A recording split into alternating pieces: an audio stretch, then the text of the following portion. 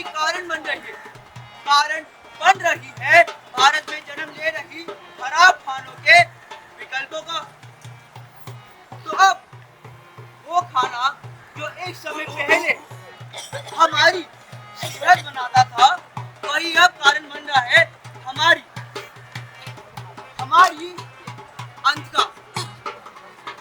तो अब यही इंस्टेंट फूड्स को खाना अब हमारे भारत में एक गंभीर मुद्दा बनता जा रहा है। कॉलेज ऑफ वोकेशनल स्टडीज की नाट्य संस्था ड्रामानॉमिक्स प्रस्तुत करती है consumption of ultra processed foods पे आधारित अपना नुक्कड़ नाटक टेस्ट द ट्रूथ। मुन्ना हुआ है मुन्ना। अरे बहुत बधाइयों अरे पूरा सेलिब्रेशन कब हो अब आ जाओ मुन्ना जब आया घर में खुशियां हजार आई। ओ मुन्ना जब आया घर में खुशियां हजार आई। मामा और नानी खुशियों का बकेट साथ लाए। भूख लगी मुन्ना को वो रोया और चिल्लाया। मम्मी ने जाके उसको फिर सेरेलैक खिलाया। अरे पॉकेबल ये क्या सेरेलैक मैंने खिला दिया मेरे बेटे को। अरे डॉक्टर ने बोला है सेरेलैक इज द बेस्ट, तो यही खिलाऊंगी ना। और डॉक्टर ने ये नहीं बताया डब्बे में क्या लिखा होता है? माँ का दूध ही बेस्ट होता है। अरे विराट कोहली का बेटा भी यही पीता है, मेरा बेटा भी यही पिएगा। ये क्यों जानता नहीं था? मुन्ना जब हुआ 10 का पिकनिक का नोटिस आया। ओ मुन्ना जब हुआ 10 का पिकनिक का नोटिस आया। दोस्तों के साथ जाने का उसने प्लान बनाया। एक जब बोला सबने अकेले आएंगे, उसके भैया ने उसको चिप्स और जूस दिलाया। अरे बेटा ये क्या चिप्स और जूस दिला रहे हो? बाहर से कह रहे थे कुछ अच्छा घर को बना देगी ना। पापा कैसी बात कर रहे हो? मेरा छोटा भाई पहली स्कूल ट्रिप पर जा रहा है, तो घर का खाना लेकर जाएगा तो कितनी बेइज्जती होगी।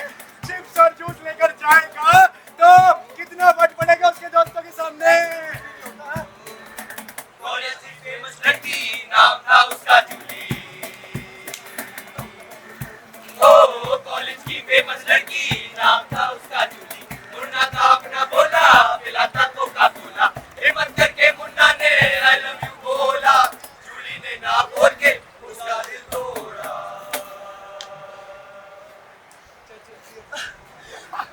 पर रणबीर कपूर ने तो ऐड में बोला था कि कोक पिलाने से लड़की मान जाती है। अरे नहीं यार, ऐड में ये सब झूठ बोलते हैं। कोक पीने से लड़की थोड़ी मानती है। तू उसे बर्गर और पिज़्ज़ा खिला। बर्गर पिज़्ज़ा, हाँ अगर तुझे बर्गर पिज़्ज़ा खिलाएगा ना तो मान जाएगी और कूल भी तो अगले दिन लगेगा। कॉलेज में क्या? अगले दिन कॉलेज में रीना आई। रीना संग पहली डे मुन्ना था घबराया। वेटर से कह के उसने बर्गर पिज़्ज़ा मंगाया। रीना ने उसको फिर अपने हाथों से खिलाया। ना जाने मुन्ना को क्यों हार्ट अटैक आया।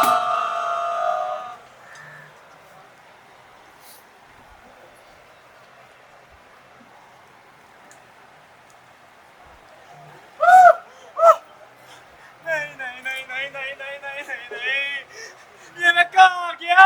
देव वासुदेव पधार रहे हैं।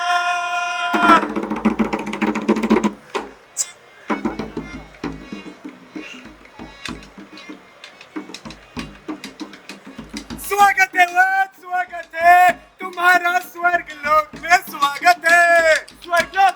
अरे पर मैं स्वर्ग में कैसे आ गया? तुम्हें हम स्वयं लेकर आए हैं क्योंकि तुम्हें आया है हार्ट अटैक। क्या हार्ट अटैक? अरे भला 20 साल की उम्र में किसी को हार्ट अटैक कैसे आ सकता है? बिल्कुल आ सकता है क्योंकि जो लोग तुम जैसे आजकल खाना खा रहे हो ना, वो है तुम्हारी सेहत के लिए बहुत ज्यादा खराब। लेकिन तुम्हें तो लगता है कि ये खाना तुम्हारे लिए बहुत ज्यादा अनहेल्दी है। एक मिनट, क्या बातें कर रहे हो? खराब अनहेल्दी खाना? अच्छा, मुझे समझ आ गया। आप उस खराब खाने की बात कर रहे हो जो बाहर गंदे गंदे तेलों में बनता है, जिसके ऊपर मक्खियां घूमती रहती है।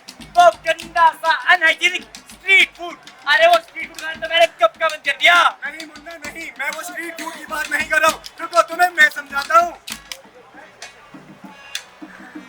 ये देखो यहाँ जो कढ़ाई में बनाया जा रहा है गंदे गंदे तेल वाला खाना, ये होता है तुम्हारा स्ट्रीट फूड।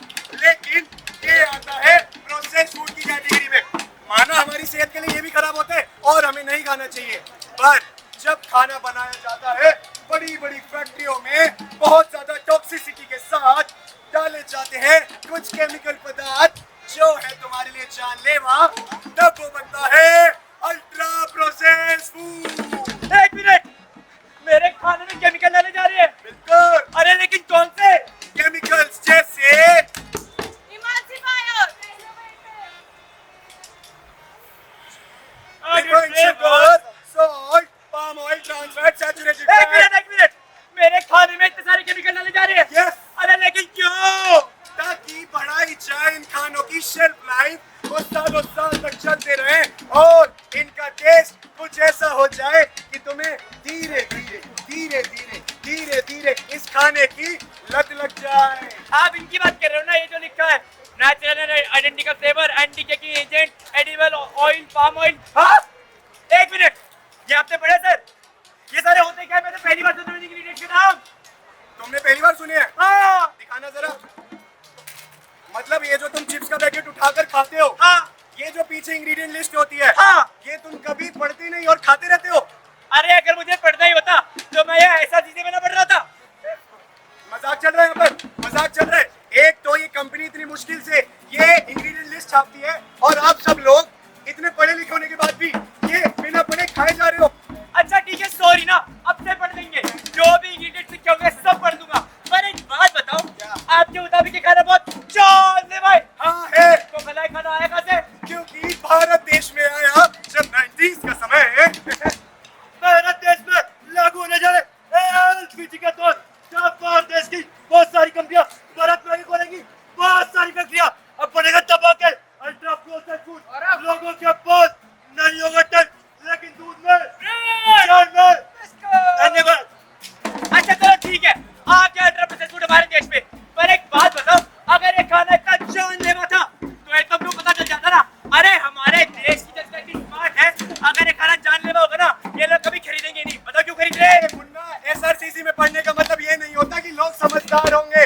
समझदार बिल्कुल भी नहीं है लोग, क्योंकि ये जो बड़ी बड़ी कंपनियां है ना, ये है बहुत ज्यादा ओवर स्मार्ट। ये बनाती है तुम जैसे लोगों को पागल।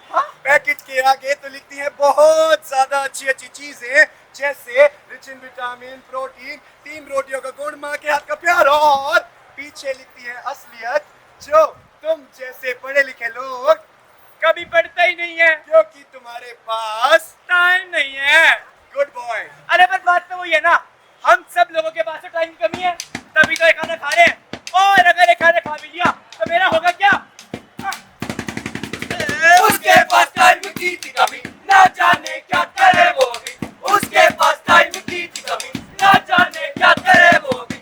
सुबह पे रहता वनी मनी, ना जाने क्या करे वो भी। भागदौड़ जिंदगी में जी रहा है, हाथ कूद कर तो चल पड़ा है। माँ बाप की एक ही चाहत थी, बेटा रहे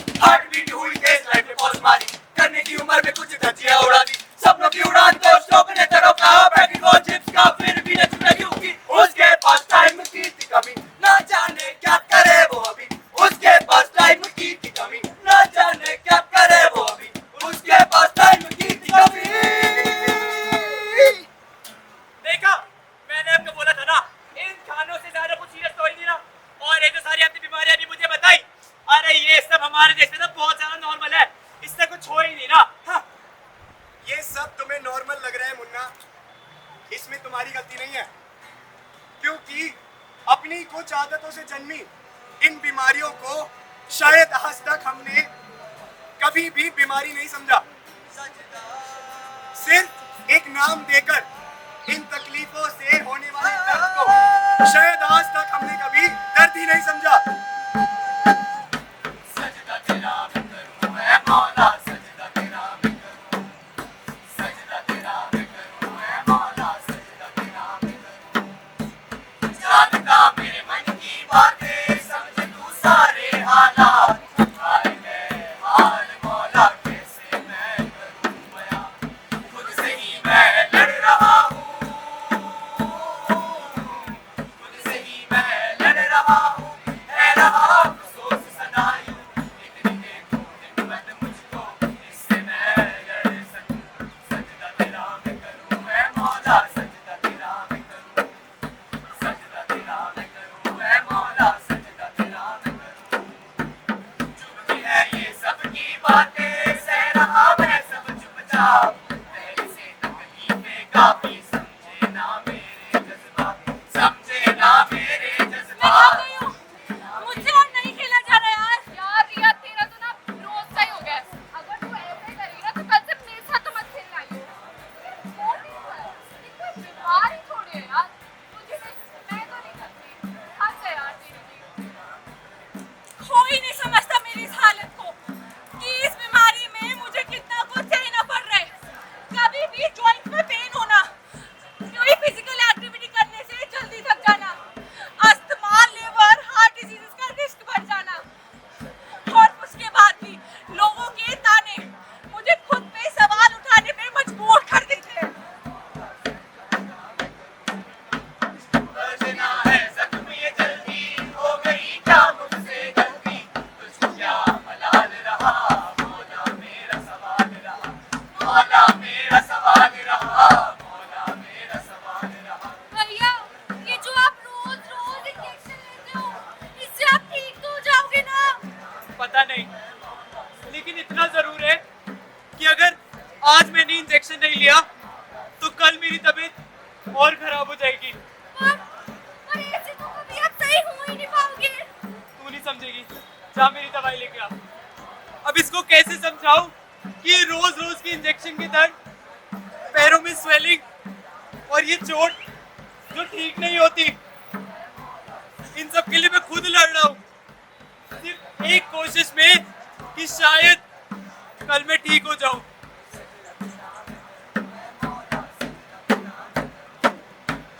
मुश्किलें बढ़ गई है काफी, ना रहा अब कुछ भी बाकी, ऐसी जिंदगी सिवा, सोचूं मैं मरना भला, सोचूं मैं मरना भला, सोचूं मैं मरना। हाँ, हटो। अरे मुझे समझ नहीं आ रहा, मुझे शांति चाहिए। क्या हो गया? क्यों गुस्सा कर रही है मेरे पे? अच्छा यहाँ से। आज जा रहा हूँ, नक्सली कहेगी। अरे गुस्सा नहीं करना चाहती मैं, पर इस बीमारी ने पता नहीं कैसा कब्जा कर लिया मेरे सर पर। कभी भी मेरे इमोशंस का बदल जाना, खुद पे कंट्रोल ना रहना, नाक से खून आ जाना, और अब तो मुझे सब कुछ धुंधला दिखने लग गया है। ये ऐसे ही मुझे अपनी जिंदगी काटनी पड़ेगी।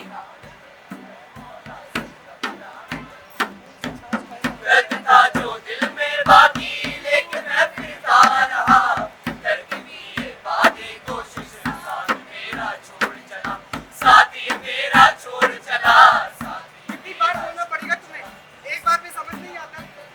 सर, मेरी चेस्ट पे पेन हो रहा है, प्लीज मुझे डॉक्टर के पास जाने दीजिए। डॉक्टर के पास? अभी परसों ही तो तू डॉक्टर के पास गया था ना। काम पूरा कर, नहीं तो छुट्टी नहीं दूंगा। कोई नहीं समझता मेरा दर्द। आर्टरीज का ब्लॉक हो जाना, ब्लड फ्लो कम होने की वजह से कभी भी चक्कर का आ जाना, और कई बार तो ऐसा लगता है किसी ने मेरे सीने पे एक भारी सा बोझ रख दिया। पर आप सबको फर्क ही कहाँ पड़ेगा?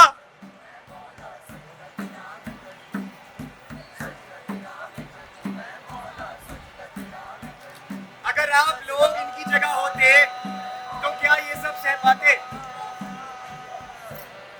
या सिर्फ इनकी तरह इतना कहकर अपना दर्द छुपा लेते that I am suffering from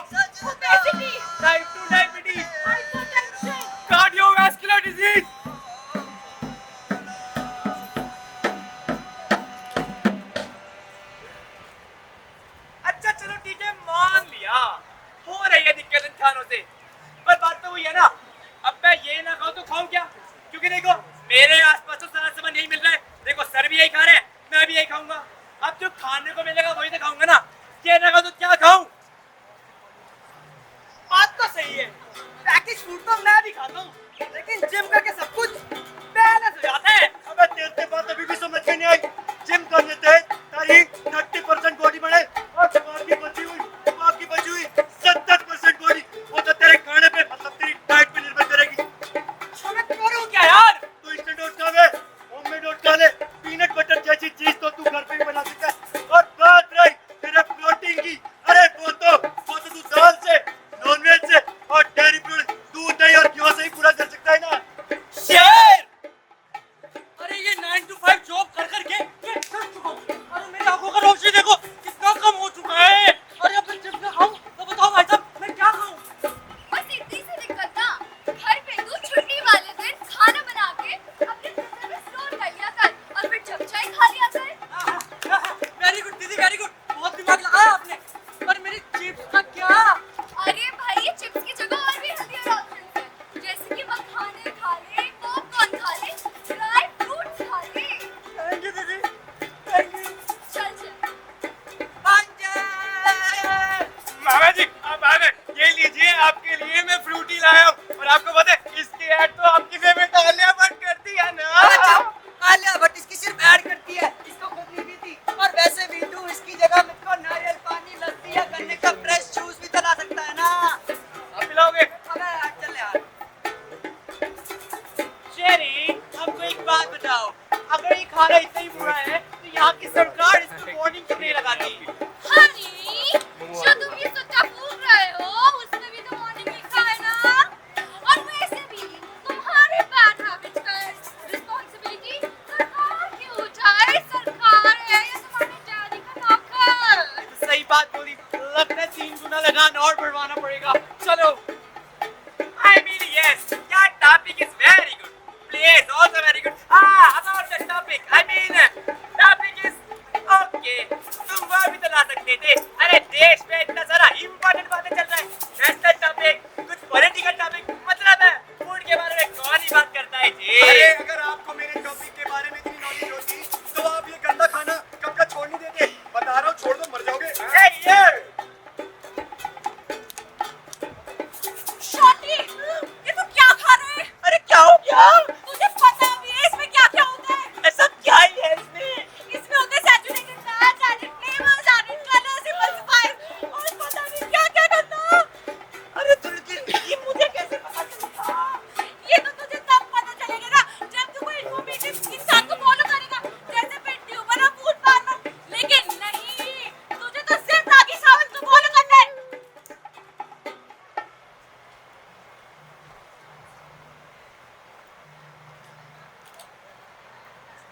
अब मान लीजिए कि आप अपना फेवरेट पैकेट फूड खा रहे थे और खाते खाते एक कुर्सी पे बैठ गए। अब थोड़े समय बाद आप उस कुर्सी से उठने की कोशिश करते हैं, लेकिन ये क्या, आप उस कुर्सी से उठ ही नहीं पा रहे। आप बहुत कोशिश करते हैं उस कुर्सी से उठने की। तो सवाल यही है कि आखिर इस कुर्सी से उठे तो उठे कैसे? अरे समझदार इस दुनिया के हैं लोग बड़े ना समझे, देख के भी अनदेखा करते, ना लिखते ना पढ़ते, मौत लिखी इस पैकेट पे फिर भी ये बात ना समझे, देख के भी अनदेखा करते हैं ये बॉडम कितने, है ये बॉडम कितने भैया, है ये बॉडम कितने। अब देखिए, जिम में आप जितनी एक्सरसाइज करते हैं उसमें जो असर होता है हमारी शरीर पर वो इतना होता ही नहीं है, क्योंकि ये जो खाने हैं इनमें जो इंग्रेडिएंट्स होते हैं ना वो हमारी सेहत के लिए फिर भी हानिकारक है। तो जिम में एक्सरसाइज करने से कोई फर्क पड़ा ही नहीं। और अब छोड़ दे ये कम कर दे और तू चालू कर दे अब से घर का खाना अच्छा, रोक ले अपने मन को और बाहर का तू बंद कर दे, वादा कर तू अपने से और बन जा आदमी सच्चा, बन जा आदमी सच्चा भैया, बन जा आदमी सच्चा। जो खाने आपको हेल्दी बोल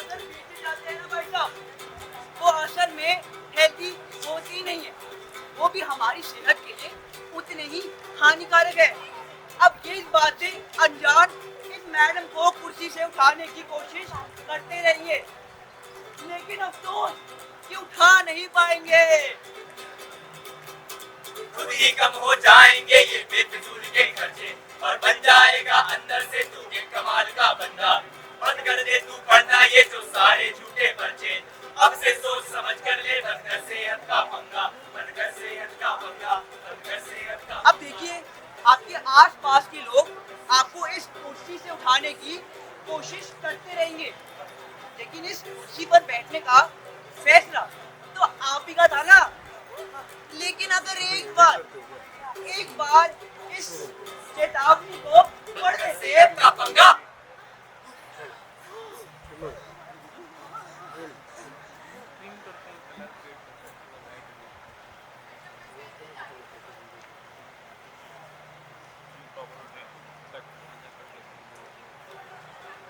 तो शायद आप इस कुर्सी पर कभी बैठेगी ना।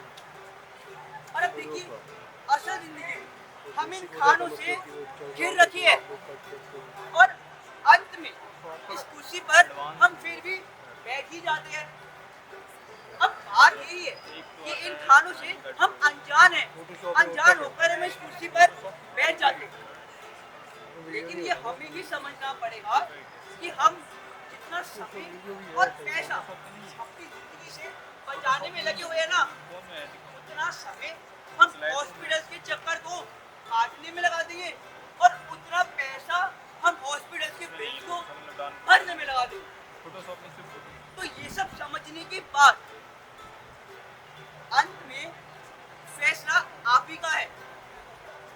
दैट अगली बार जब आप ये खाना खाए तो आप इन खानों को सिर्फ खाने के लिए खा रहे हैं, अपना पेट भरने के लिए खा रहे हैं, या फिर now you are actually ready to test the truth of what